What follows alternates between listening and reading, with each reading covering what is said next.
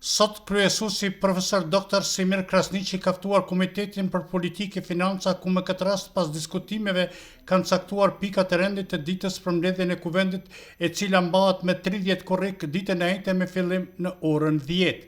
Në këtë mbledhje morën pjesë nëntë anëtarë të Komitetit për Politikë e Financa dhe me këtë rast me shumicë votash kaluan të gjitha pikat që ishin në rend të ditës si propozim vendim për emrimin e bibliotekës ndërkomunale me emrin e profesor Dr. Zadin Shemsedinit, pastaj emrimi i anëtarëve të Këshillit për Trashëgimi Kulturore të Qendrës Historike të Prizrenit si dhe pikë tjera për cilat ka folur kryesuesi Krasniqi.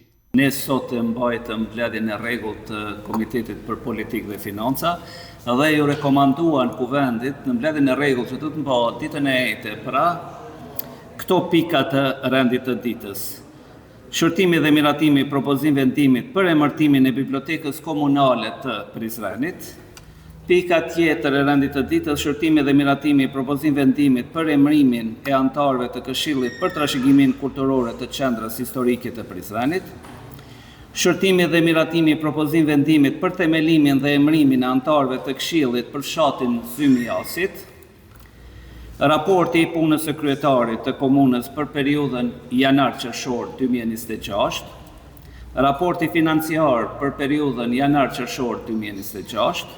Raporti i punës së drejtorisë komunale DKA-s për periudhën janar-qershor 2026. Dhe si pikë e fundit diskutim rreth raportit të zyrës kombëtare të auditimit SK për pasqyrat financiare vjetore të komunës së Prizrenit për vitin 2025 dhe planin e veprimit për zbatimin e rekomandimeve për vitin 2025. Këto u diskutuan gjërësisht në Komitetin për Politikë dhe Financa nga anëtarët e KPF-s dhe të gjitha këto pika ju rekomanduan kuvendit në mbledhjen e ditës të njëjtën më 30 korrik që do të mbahet në ora 10 këtu në sallën e kuvendit. Pra të gjitha pikat u rekomanduan nga KPF-ja. U miratuan. Pra disa opozita i votoi, disa nuk i votoi, por me shumicën e votave këto pika ju rekomanduan kuvendit. Në emër të grupit parlamentar të Lëvizjes Vetëvendosje ka folur Ilir Gashi, i cili tha se ne kërkuam të fusim në rend ditë raportin për subvencionet që janë nga DKRS-ja, por kjo nuk kaloi. Por ne edhe në kuvend do të kërkojmë që kjo pikë të kaloj sepse kemi informacione për shumë ankesa, ka theksuar Gashi.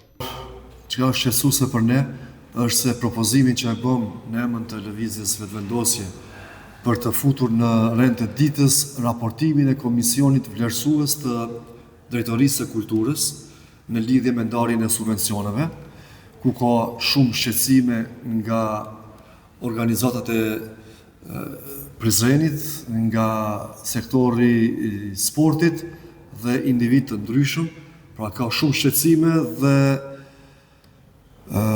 shumica në komitet nuk e të arsyeshme që ta fusim edhe këtë rend të ditës për raportim të komisionit para kuvendit.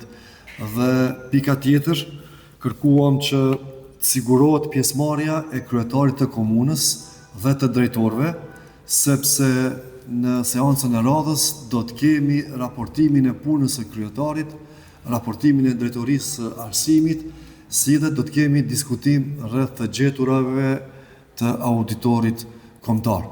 E që nga përvoja, nga raportimet e kaluara, në krye me kryetarin, gjithmonë kanë ikë ekzekutivi dhe diskutimet kanë qenë shterpe dhe pa prezencën e tyre.